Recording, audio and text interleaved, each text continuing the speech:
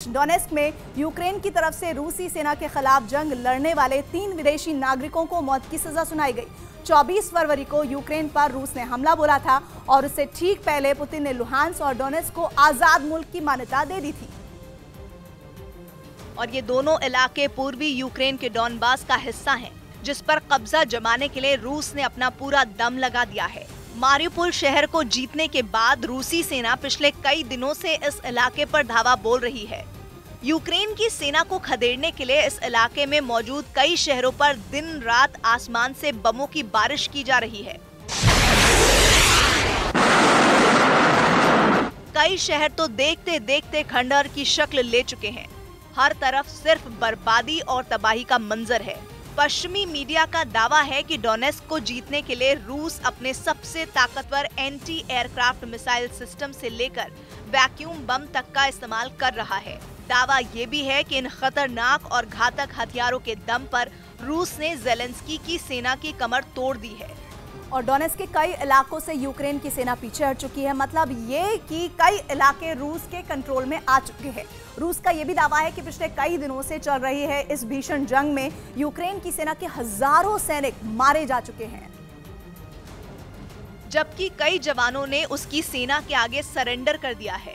और सरेंडर करने वालों में न सिर्फ यूक्रेन के जवान हैं, बल्कि ब्रिटेन के 2 और मोरक्को का एक नागरिक भी शामिल है, जो पिछले कई दिनों से डोनेस्क में यूक्रेन की सेना के साथ मिलकर रूस के खिलाफ जंग लड़ रहे थे। लेकिन कुछ हफ्ते पहले यूक्रेन के जवानों के साथ इन तीनों ने भी रूसी फौज के आगे घुटने टेक दिए, जिसके बाद उन पर रूस के समर्थन वाले डोनेस्क की एक अदालत में मुकदमा चलाया गया। तीनों पर तख्ता पलट की साजिश रचने और आतंकवादी घटनाओं को अंजाम देने समेत कई तरह के आरोप लगाए गए, जिसके बाद कोर्ट ने उन्हें मौत की सजा सुना दी। कोर्ट ने उन तीनों को मौत की सजा के खिलाफ अपील करने के लिए 1 महीने का समय भी दिया है। हालांकि जिस अदालत ने ये सजा सुनाई है उससे अंतर्राष्ट्रीय मान्यता नहीं मिली है, क्योंकि ये कोर्ट उस डोनेस्क प्रांत में है जिसने रूस के समर्थन से खुद को स्वतंत्र घोषित कर दिया था।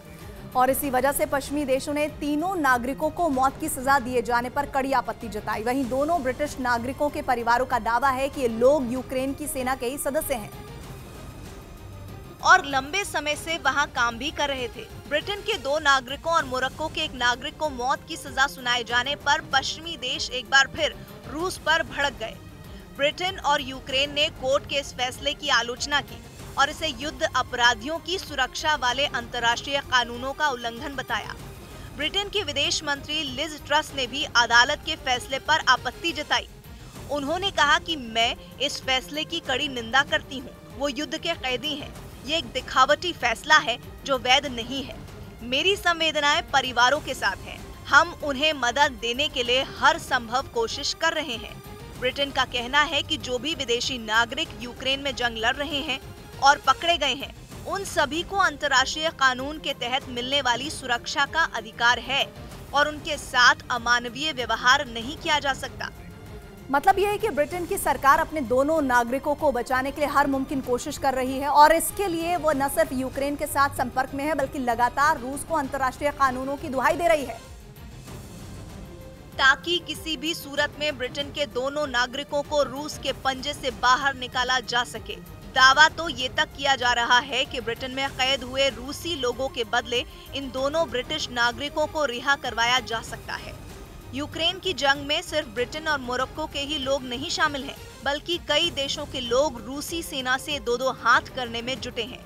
असल में 24 फरवरी को रूस के हमला करने के बाद यूक्रेन के राष्ट्रपति ज़ेलेंस्की ने सभी देशों के लोगों से रूस के खिलाफ जंग लड़ने की अपील की थी और दावा है कि उनकी इस अपील के बाद करीब 16,000 से ज्यादा लोग रूस से जंग लड़ने के लिए वहां पहुंच गए थे। कुछ युद्ध में रूसी सेना के दांत खट्टे करने में जुट गए, तो कुछ लोगों ने जंग में घायल लोगों की मदद करने का काम संभाल लिया।